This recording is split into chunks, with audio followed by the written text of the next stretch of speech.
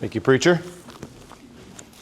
I got the wife coming up here real quick with me too. So thank you. It's kind of weird, honestly, to talk to the home folks, if you will. You know, we were down at a church in Southwest Michigan 2 weekends ago, and I was probably 200 people there or so, and we were invited down to be the primary speaker for their Law Enforcement Appreciation Day. And just wonderful group of people. Had a great time, met a lot of new friends, just had a great day. But it's just different when you're with your family, kind of, you know. So my goal, what I'm going to do is I'm going to kind of try to pull the veil back a little bit on all the inner workings of what it means to do what I'm doing. I know that, oh, hey, Sergeant Scott showed up. Hey, brother. So Scott is a very close friend of mine, one of my best friends, and I appreciate him. He's a sergeant at the sheriff's office, so thanks for coming. So what I'm going to do first is, one of the things that I noticed is that just over the last year really, is Sue, I've been fighting a chest and head cold, so excuse me. Sue is serving on the county victim support team. So the VST team, she can tell you a little bit about that. And what's really what I've come to understand over the last year is that how her service in that field and what I'm doing really complement one another, especially with relationships with the deputies and officers, and then, you know, their families and their wives and whatnot, and just the way she ministers. So I'm going to have her talk about VST just for a second, and I appreciate that. And did Olivia show up? Is she here? She's working. Oh, she's working. Okay. So there's a gal that also does that with Sue. I thought maybe she was going to be here, but go ahead. Well, John's been doing this lately. About the last 4 times I've been speaking, he brings me up, which, being a teacher, you'd think I wouldn't be nervous, but you guys are a little above first grade, so just bear with me. And I'm going to go into a little more detail since you're my church family and friends. About 4 years ago, we lost a nephew to overdose at Daytona Beach. But before that, he, Andy, was in 8th grade when 9/11 happened. And when 9/11 happened, in his heart, he wanted to be in the United States Army. That's all Andy wanted to do. So he graduated out of a high school in Georgia, joined the Army. He was out at boot camp just complaining he wasn't feeling good. His appendix burst, he almost died. The Army filled him full of Oxycontin and every other drug they had and sent him home at 18 years old. Arrived at my brother's doorstep, and from 18 to 32, he fought drugs. Once you're injected with all that hard narcotics. Anyway, so we fought that. When he passed on January 17th, 4 years ago, he passed on Daytona Beach. They called my brother at Fort Lauderdale, and they gave him that death notification over Ring doorbell. And I'm like, how come? I just couldn't understand. I don't know law enforcement. I don't really know. So they had a house in Daytona, but he's a CFO of a hospital down by Miami. Right. They were at their condo or whatever in Miami, but went to the address that was showing, and that was the Daytona address. And so when they made contact at the door, no one was there, but the Ring doorbell connected them with Dave and Kim while they were down in Miami. I just filled the gap on that. Long story short, when that happened, I, of course, jumped on a plane the next day, went down to Florida, and helped my brother through that situation. But then when I got back, I said, how come there's no support when families are facing the darkest day of their life? Suicide, fatal car accidents, baby, Sid's death. Why isn't there help for those people out there? And John's he looks at me, John, do you know John to not have an answer to any questions? No, never. She goes, Sue, there is. It's a Clinton County VST team.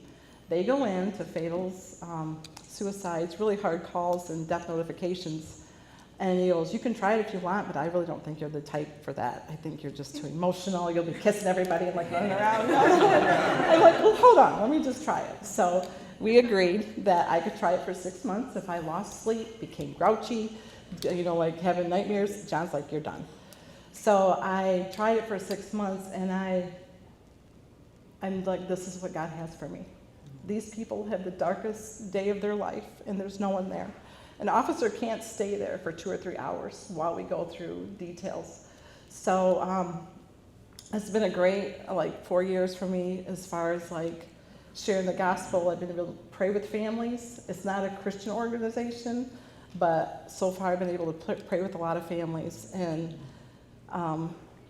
then, like John said, I've been to know some of the deputies on the calls and things like that. So I am meeting weekly with several ladies from my VST team, discipling them with the gospel, and also other family members that have lost loved ones. I'm meeting with them.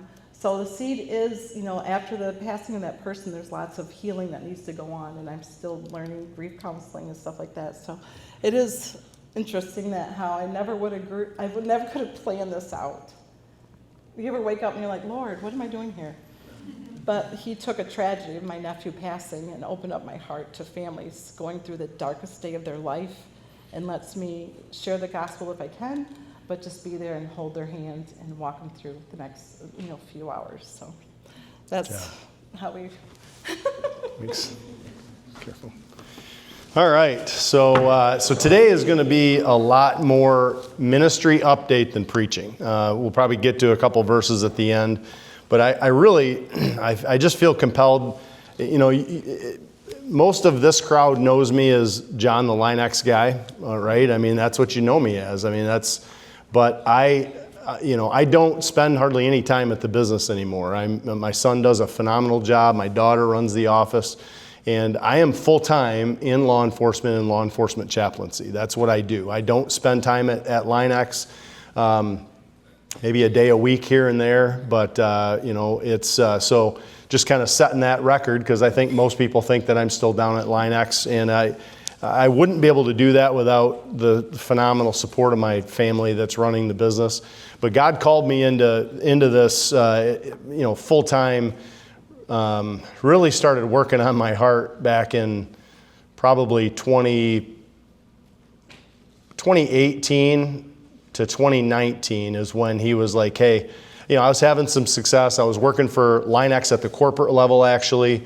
I was doing some really cool high-speed stuff with the government in and out of D.C., doing coatings, mil-spec approvals, and doing some really cool things, working with teams that were working on ships for the Navy, military applications for anti-spall, for corrosion resistance. And it was really, I had the president of Line-X at the time was a former Army aviator, and just said, John, go do this.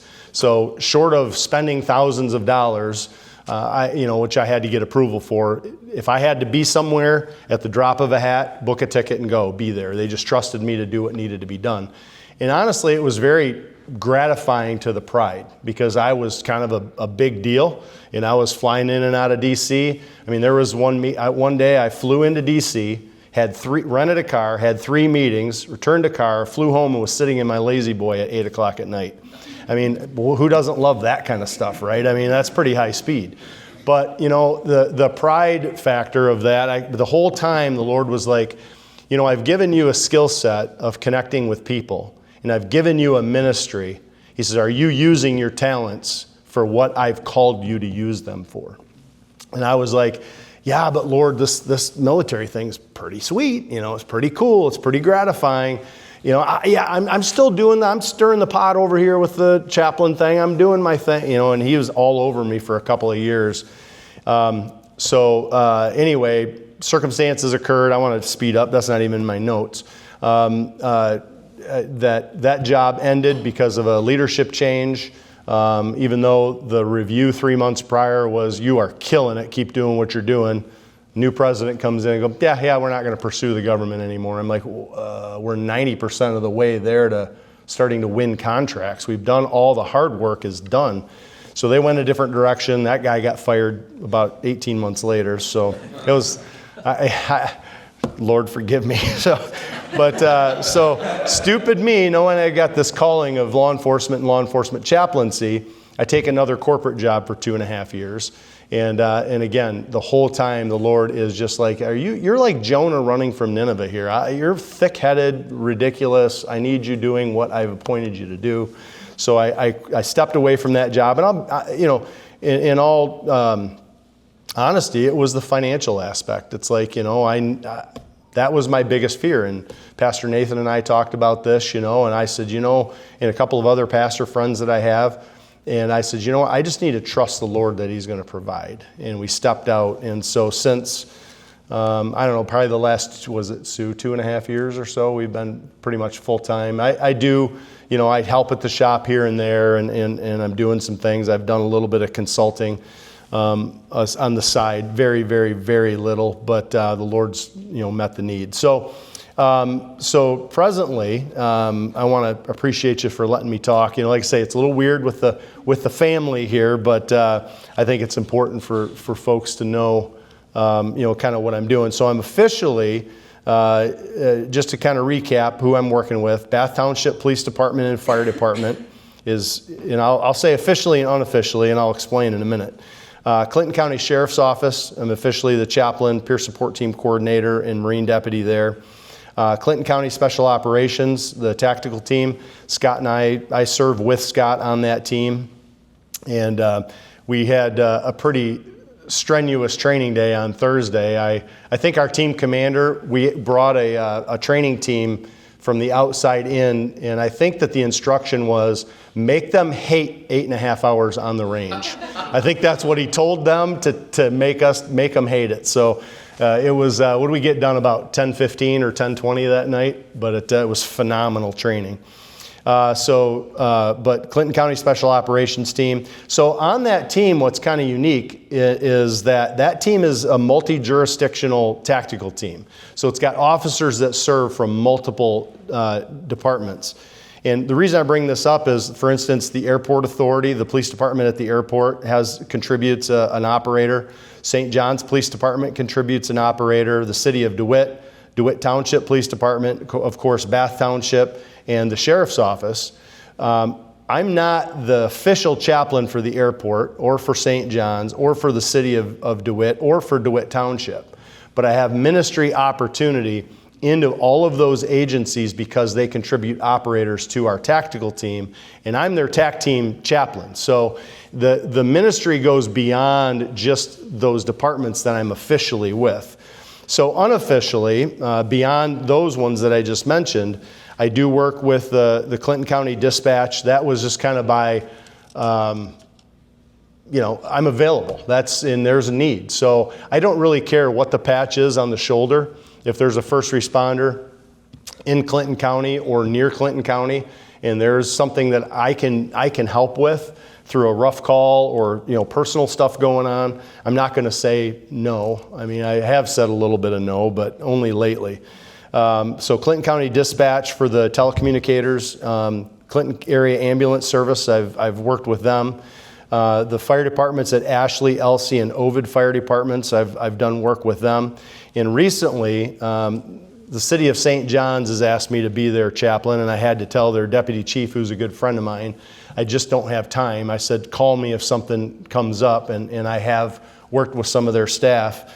But also Meridian Township actually reached out through one of their officers, said they're looking for a chaplain, and I had to tell them, I'm like, I have no time. I said, I am honored that you would think of me. I'm happy to help your chief if he wants to search for a chaplain to help guide that process. I will stand in the gap until you get somebody in place, but I'm at this point, I'm just one guy, and I've got a lot of things going on. So that's kind of the scope. So it's generally Clinton County. We'll get into the things in particular that I do in a minute. But so here's some statistics that I'm not sure you've ever thought of. Is anybody in here a firefighter or ever been a firefighter? Anybody served on a local fire department or worked full-time? So 0.3% of the population serves in the fire service. That's 0.3%.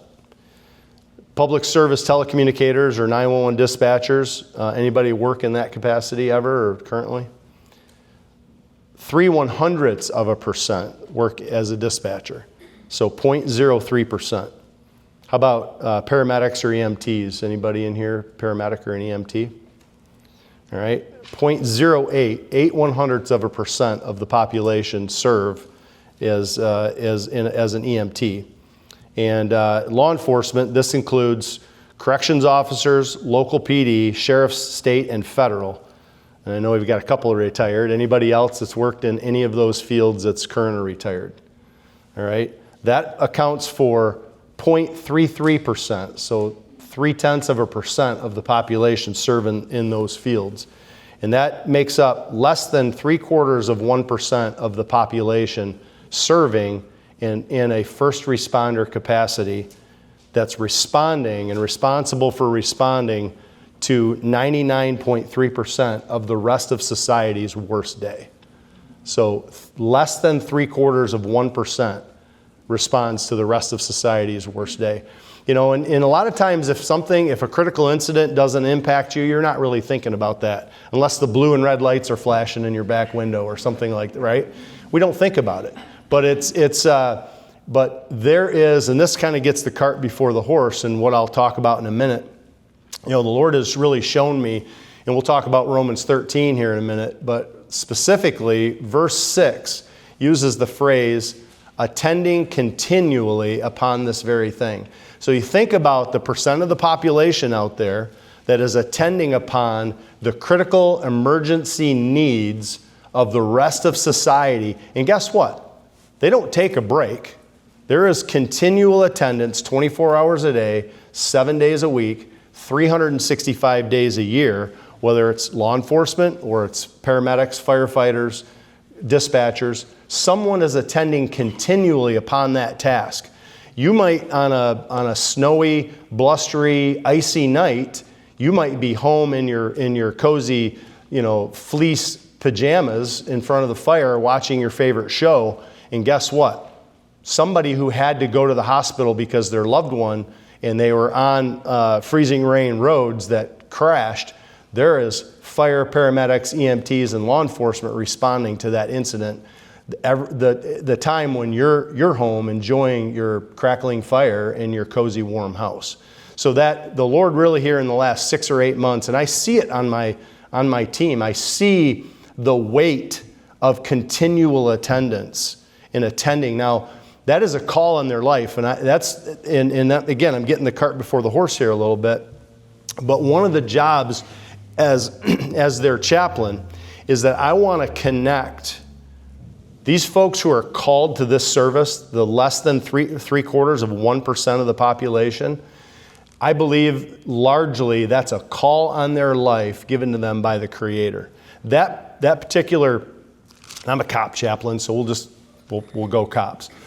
That particular police officer or that particular deputy or troop, they not even have a faith perspective, but I believe that the way they're wired is a call by God on their life to be able to respond to the rest of society's worst day. My job as a Bible-believing chaplain, there's a lot of chaplains out there, and we're going to talk about this in a minute.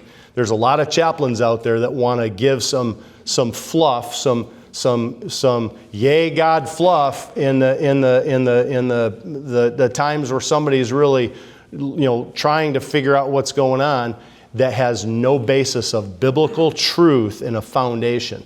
My goal as a cop chaplain is to connect the call that my guys, my gals, there's a few gals in the county, my cops have to the one who called them to the role that they're in. If I can successfully connect them to the one who did the calling and show, that's where true resilience for the attending continually comes in. When purpose is clearly identified and purpose is recognized, and that this is getting way off course, but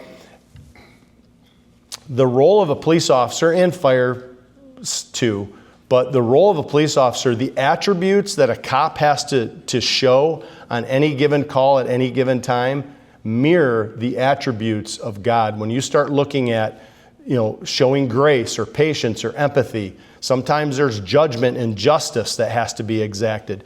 But the attributes that have to be shown on any given call, whether it's a man with a gun call, or it's a suicidal subject, or it's a crash, or it's any of the myriad of types of calls that we respond to, some attribute that God has in the effulgence of who he is probably going to need to be exacted on that call. And most of these, I would say most. Many don't recognize the connection between their need to exemplify those characteristics and the one who gave them the ability to exemplify those characteristics. So my job as a cop chaplain is to connect those dots. So again, getting the cart before the horse there a little bit. So I often get asked, well, what do you actually do? So there are two types of chaplains, and I'm not hating on the ones that are there's basically ceremonial and what I call integrated chaplains.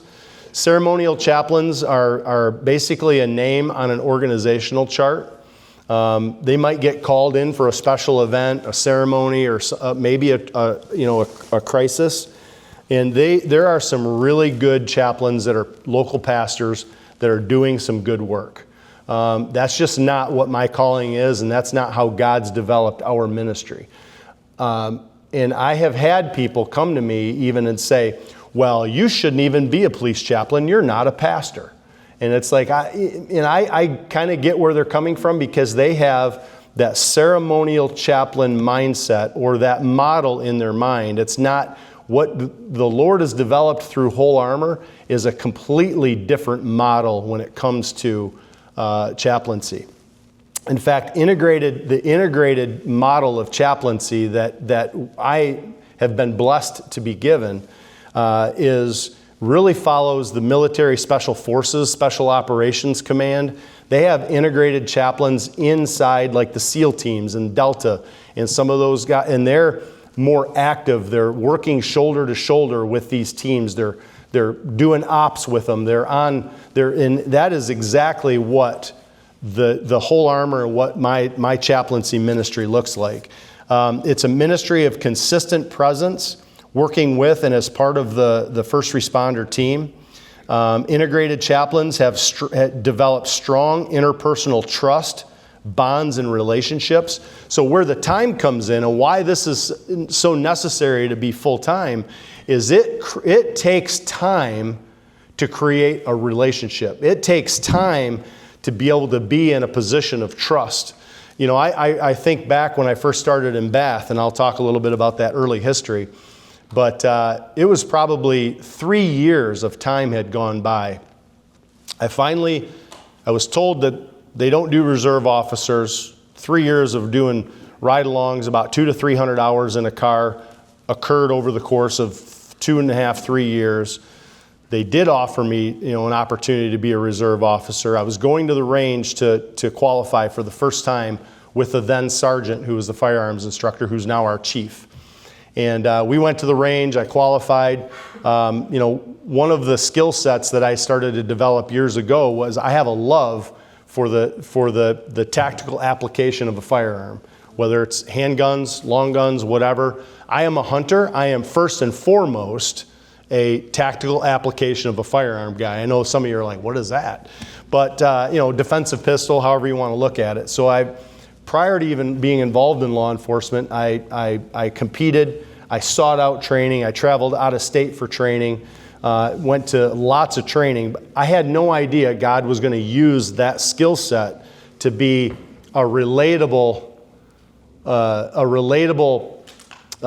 line of skill set to be relatable to a certain sub-demographic of the population. But that's exactly what happened. So again, those bonds and those relationships. So I'm coming home from the range. This guy who's now our chief and a very good friend of mine, and largely the reason I was appointed to our SWAT team was he was the team commander at the time and asked me to serve in the capacity that I am now for our tactical team.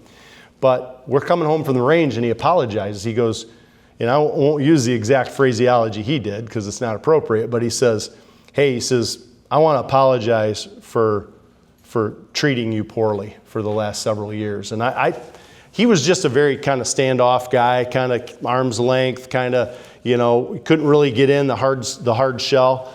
And I kind of looked at him, I said, what do you mean? He goes, well, he He said, I was having a hard time trying to figure out what your motivation was around here and just who you were and why you're here. He says, but I'm starting to understand. He says, and I appreciate who you are, and I apologize for being a jerk. And so, but that took almost 3 years to go from him saying, who is this guy and why is he here, to going, you know what? This guy is a valuable part of the team. And so I'm largely because of Chief Mardigan, I'm able to serve in the capacity that I am today. Relationships equal relevance. And that's the difference between a ceremonial chaplain. Some of them do great work. Some of them do spend enough time where they build relationships and they can be relevant. But the model that I'm following with being integrated, working with shifts with Scott, working shifts with our deputies, being a Marine deputy, that is basically, I patrol on the lakes and do some enforcement there. But what that does is that gives me another level of integration into the law enforcement culture, right? Because I'm deputized and I can jump in a car and work shifts with our team. That's the difference. You know, a lot of these guys that are ceremonial chaplains, they'll do ride-alongs, but they stay in the car. If something goes sideways, I'm in it with my guys, and that helps me to develop that relevance for them. And it just takes time to build that. Chaplain integration is what sets whole armor law enforcement chaplaincy apart. So access and placement, that term access and placement, again, comes from the Special Operations Command in the military, and actually clandestine undercover stuff like the CIA and whatnot. When CIA operators go into areas where they're not welcome, let's just put it that way, they have to have a reason to be there that is legitimate. So they'll go in as teachers, or they'll go in as cab drivers, or they'll go in as some other thing that gives them the ability to have access and placement into whatever that culture is. And again, that's really how the Lord has developed whole armor and my ministry specifically, is because of the roles, the SWAT team, being a reserve officer at Bath, the stuff with the sheriff's office. I have access and placement into the culture to have maximum relevance and build relationships. And again, it's humbling. I don't know why the Lord chose me, but it's and it kind of goes back to when I was Jonah running from Nineveh. You know, he's just like, yeah, you're having some success at what you're doing, but are you doing what I've called you to do? And it became real obvious that I wasn't. So here's some examples of kind of what we're doing or what I'm doing in the ministry. Again, this isn't preaching, but this is a ministry update. I need you as my family to know how to pray. I need you to know what I'm doing on a daily basis. I need you to understand and know what efforts are being put forward to have influence in the law enforcement culture in our county and in our area.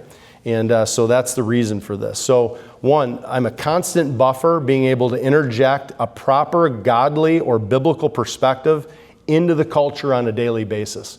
So it happens almost every time I'm on shift where something will come up in conversation. And it's a rough crowd. These are a lot of guys that are living in, they're good people, but many are unsaved. So it's that environment. There's a lot of conversation that, we would never be part of in most cases.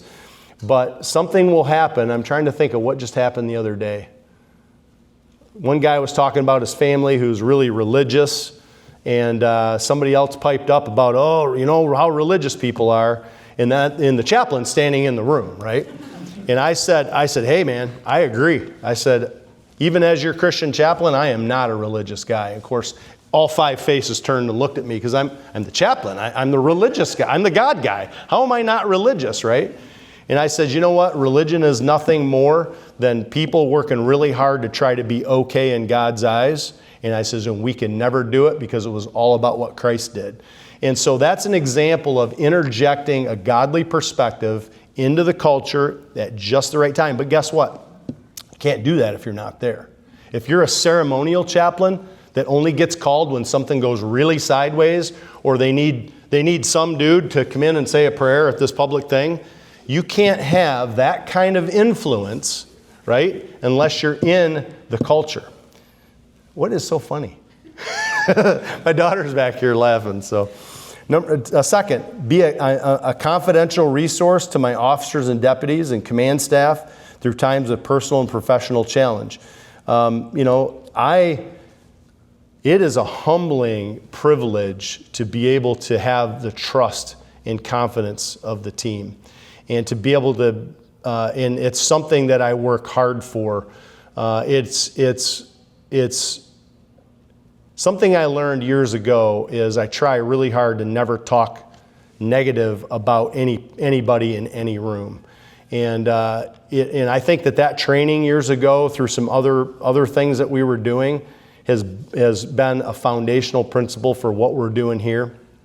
Let's face it, there's all times where somebody gets, we get something in our craw about somebody, but we have to just be careful about that. And so having that trust is essential in order to have the confidence of the team. So again, things that have marital issues going on. I mean, we all have that. It doesn't matter if you're in law enforcement or not. We all have to learn how to work with that other personality in our mate.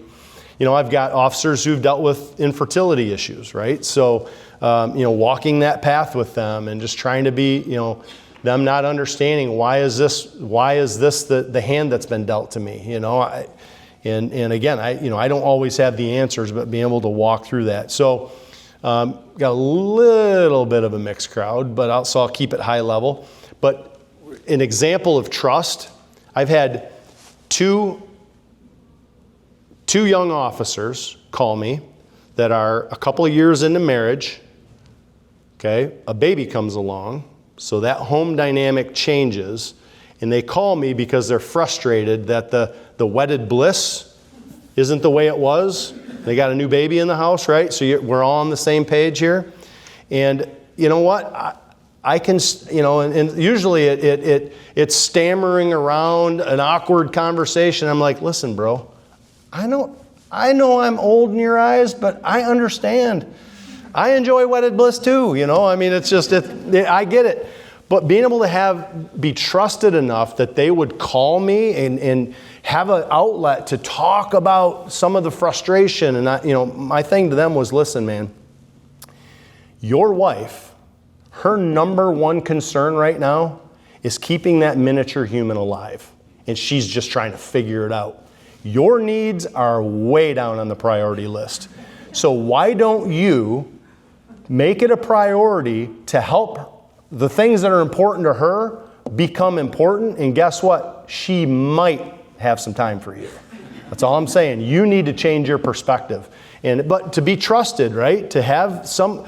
Who else are they going to call? They're going to talk to their buddies? No, that's embarrassing, right? Little bit of financial stuff, not too much. We got some good resources for that. Professional, rough calls that we go on, day after day, that continual attendance.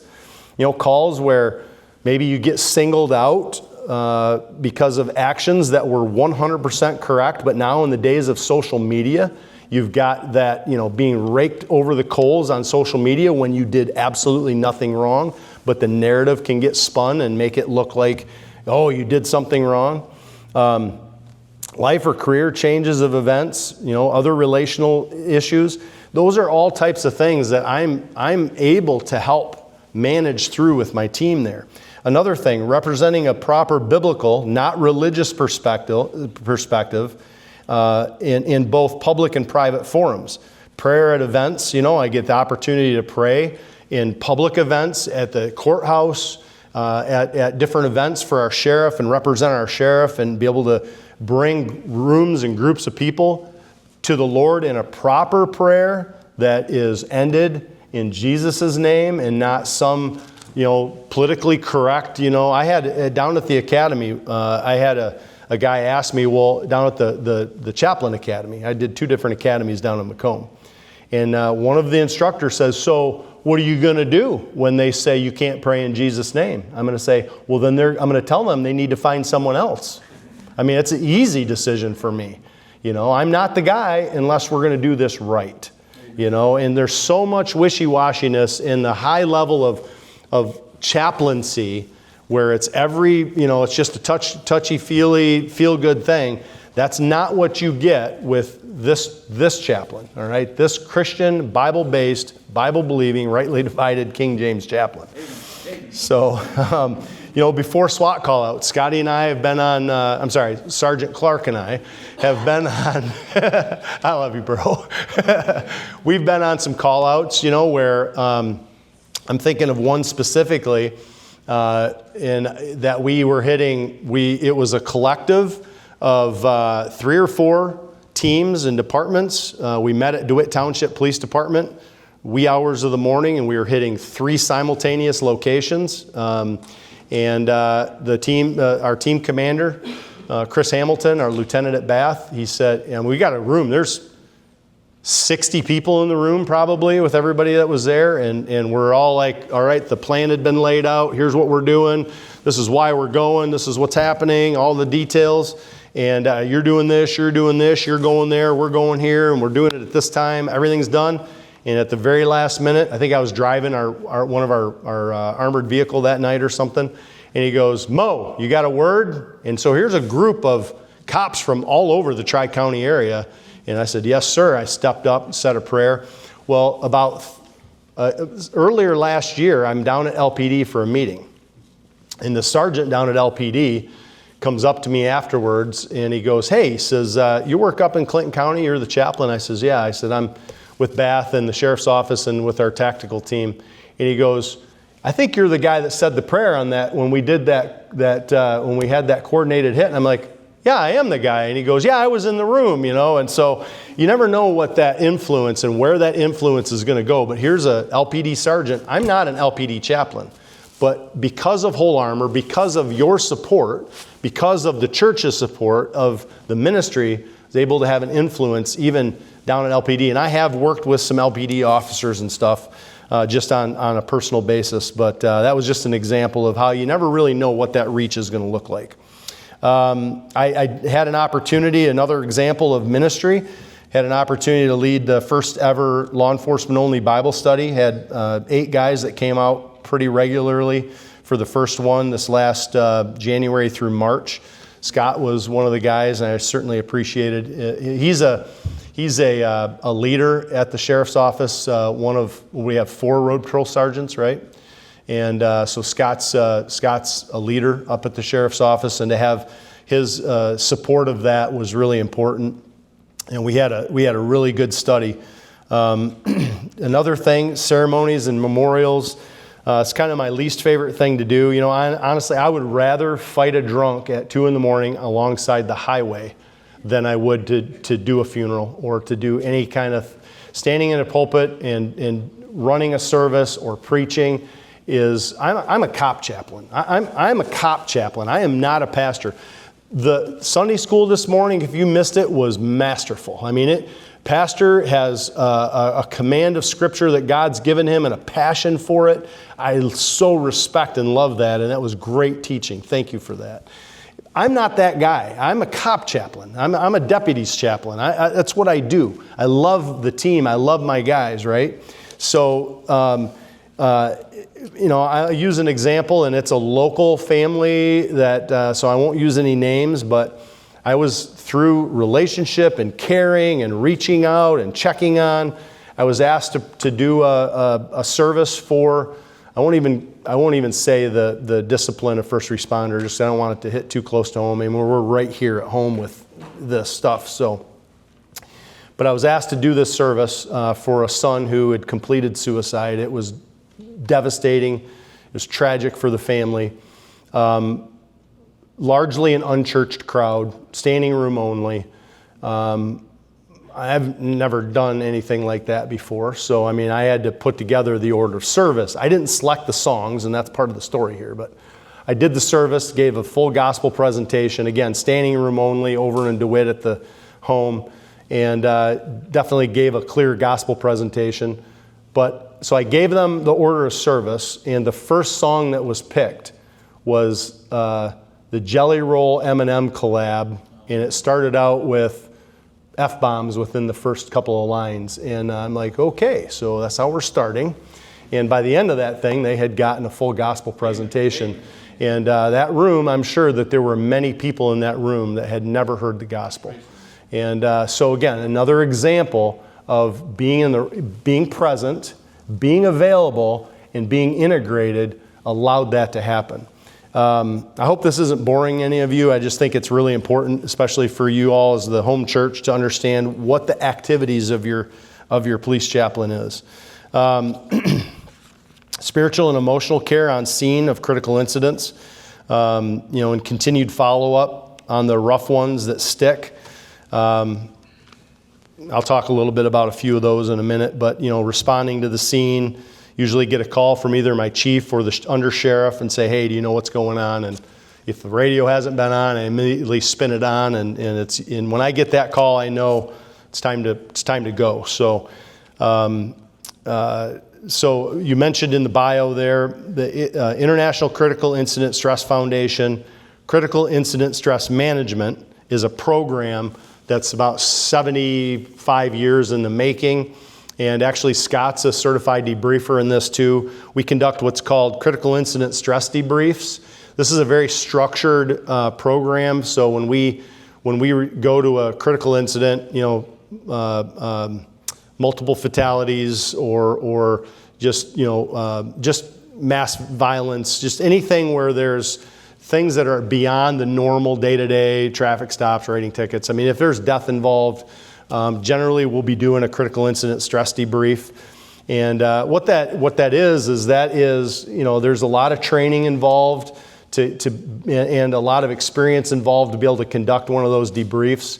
And here's, again, this is one of the situations where, I do get paid for some duty at Bath. I do get paid for some duty at the sheriff's office, but collectively it's $20,000 a year max, right? I mean, I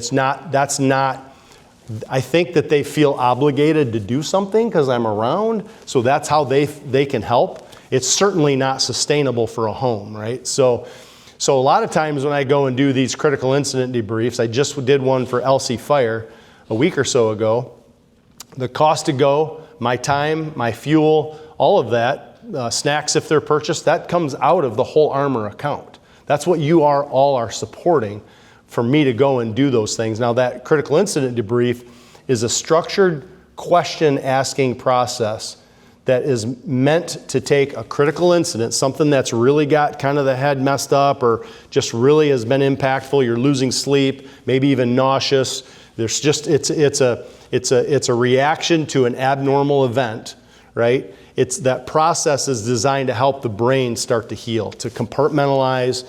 The example that I use is the game of Tetris. Everybody's probably played the game of Tetris where the different shaped pieces fall onto the screen and you have to position them and you fill in the row and the rows harmlessly fall off the bottom of the screen.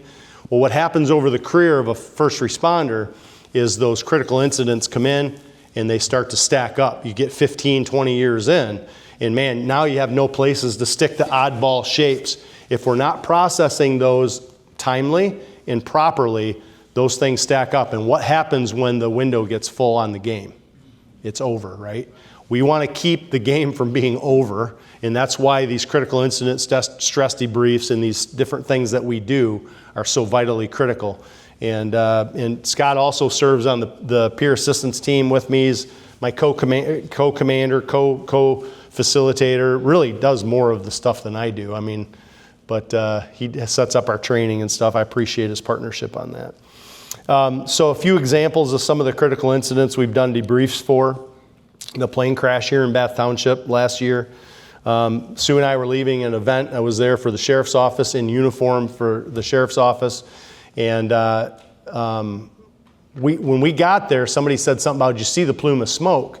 And I actually did see the plume of smoke when I left the house, but I was speaking at that event that night, so my focus was on that. And I saw the smoke. I mean, it only was a couple miles from our house. We get up to the event. You ever remember Forgotten Man Ministries, that name? So it's now called Reach the Forgotten, and it's a jail ministry. So our jail chaplain, Carl Heiser, it was his event, and he was having me come in to do the final challenge at the end, and he asked me to talk at that. So I was up there for that. I get out. Somebody says there was a plane crash. I turn the radio on, and sure enough, the radio's going crazy. I turn over to attack channel, and Sue and I drove straight to the scene, drove around the barricades, and drove up to the scene and got out, checked on the team. Everybody was pretty much coming out by that time, but we did a critical incident debrief for that event. Were you on that one? The plane crash? Did you help with that debrief? Yeah. So we did that debrief when we had, I went actually to the fire department that night, got home about 1 or 2 in the morning, did a diffusal. So we talked a little bit about, hey, you've been in a critical incident. These are some things you might notice about yourself. You're probably going to lose some sleep. You're probably, going to have flashbacks, reoccurring thoughts, and just say, hey, that's normal stuff. You're not going crazy. It's not that you're weak, but that's normal. Just understand that you're not going crazy, and everybody else is probably experiencing a degree of this. You're good. And then we scheduled the main debrief for a couple days later.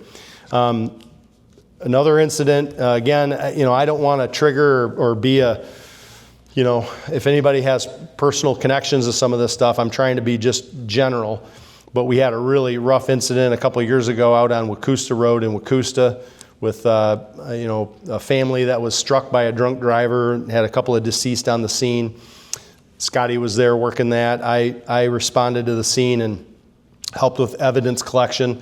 And, after everything was done, 1 o'clock in the morning, I pulled my guys together, the lieutenant, my deputies that were still on scene, and said a prayer. We prayed for the family involved, the ones that were, the 8 or 9 or 10 or 12 that were transported to the hospital, just the life-changing circumstance that occurred because 2 were instantly killed on the scene.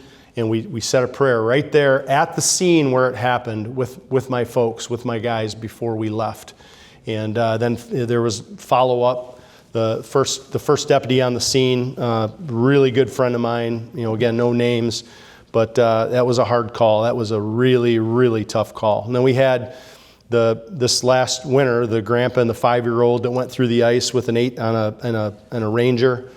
I responded to that scene. That night, Sue's VST team was activated. It was a crazy weather night, and we had to respond to the scene, and she did some amazing work. So here's the look. Is it really 1:15? All right, so I'll be done in 2 minutes. All right, I'll let you guys out of here. I didn't even get through just the update part. I mean, I was going to talk about some scripture. Last couple things. We're in that house. Sue's with the grandma, the mom and the grandma, and I'm standing out with, here I'm the chaplain, right? I'm standing out with 2 nephews. She's in the room with one of her VST members. The sheriff is there, a sergeant and another deputy, and I look through the doorway into the room. My wife's standing there with her hand on the shoulder of the mom, the grandma, and she says to her, called her by name and says, "Can I pray for you?" And she goes, "Would you please? That's the only thing that's going to get us through this."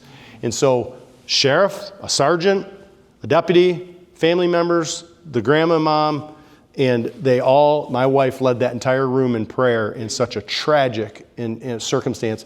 I mean, here I'm the cop chaplain, right? My wife's in there praying, and I'm standing out here talking to 2 nephews, So anyway, I'm literally right in the middle of this. I had no idea it would take this long to go through this stuff. But I get invited to all kinds of celebrations. Again, just examples of the trust in the relationship. Births, first birthdays, baptisms, special family parties, sporting events. I've attended wrestling meets, basketball games, football games, soccer. Been invited to destination weddings. Sue and I were the only non-family members for the groom other than the best. So he had his dad there, and we were there, and the best man was there. We got invited to Costa Rica for the wedding, and we went. We hadn't had was our 27th anniversary we went for. But again, being trusted and appreciated in a relationship that we were able to be invited to that. Attended many funerals and made many hospital visits for injuries or surgeries. Can't go through that example. I teach at SWAT team annually. I do a faith-based Bible teaching. I really wanted to explain that. That was good. I used the 5 love languages, but I used targets, shot really well, and not so well, and I use those as examples of hitting your wife's love language. But to a bunch of meathead cops, SWAT cops, using something where you're using a target that replicates, hitting the bullseye of what your wife's love language is and why that's important. And I think it went over really well. So support is used for, the cost of Bible study, location rental, snacks and coffee, other direct ministry expenses, materials, books and stuff that I give away, fuel, and training and travel not covered. Most of my training is covered by one of the departments, so I'm very blessed with that. But I do a lot of lunches with officers and deputies and fire and EMS personnel. Future needs, more funds to sponsor or send officers and deputies struggling with trauma. They have week-long specialized retreats for them and their spouse. I'd love to be able to sponsor and pay for that. And I'm probably going to need another solidly Bible-based chaplain to come alongside. There is a need. So, and then other needs being offset for expenses. But last thing I'm going to read, and we'll be done, is this was an email or a write-up by a police wife. And I saw it, and I thought it was really good because I think what we see is the glitz and the glamour and the shiny car and the cool uniform and all that, but this is the perspective of a law enforcement wife.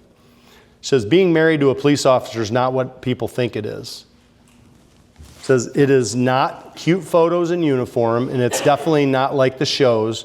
There's no neat ending at the end of the night where everything makes sense. Most days it feels unfinished, like something is always hanging in the air.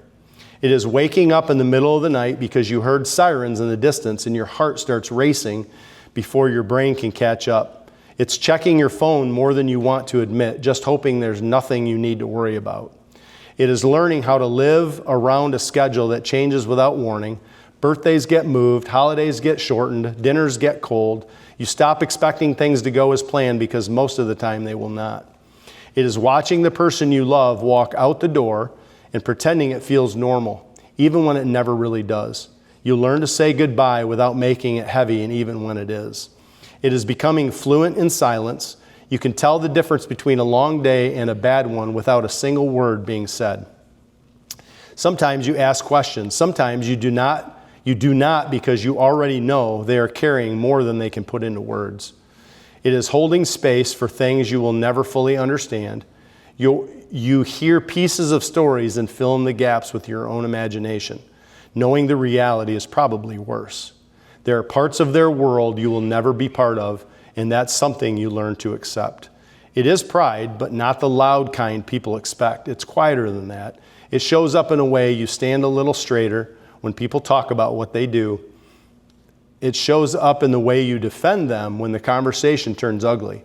It shows up in the way you keep going, even on the hard days. It is also fear, and it does not go away. It just becomes something you learn to carry without letting it take over everything. It is loving someone whose job changes them little by little. It is noticing the shift in how they see the world and figuring out how to meet them there without losing yourself in the process. It is not glamorous. It is not easy. It is not something most people would choose if they really understood it. But it is real. It is raw. It is a kind of love that is steady even when everything around it is unpredictable. That's the thoughts of a police wife. So anyway, we won't go into it, but just think about that continual attendance in Romans 13:6. And there's an application for the church too. God calls us to continually attend, to pray without ceasing, right? To be faithful, to continually attend in fighting for the Lord each and every day, and how we carry ourselves, in the things that we say, the things that we do, the love that we have for people, the patience and the grace that we show. We should be attending continually. We're all got rough edges to knock off. The Lord is a good and a gracious and a patient God. And I just encourage this family to be attending continually upon the things that the Lord's given us to do. Just like our officers and deputies and firefighters and first responders are called to attend continually. So, do you want to close out? Amen. If that bless your hearts, amen.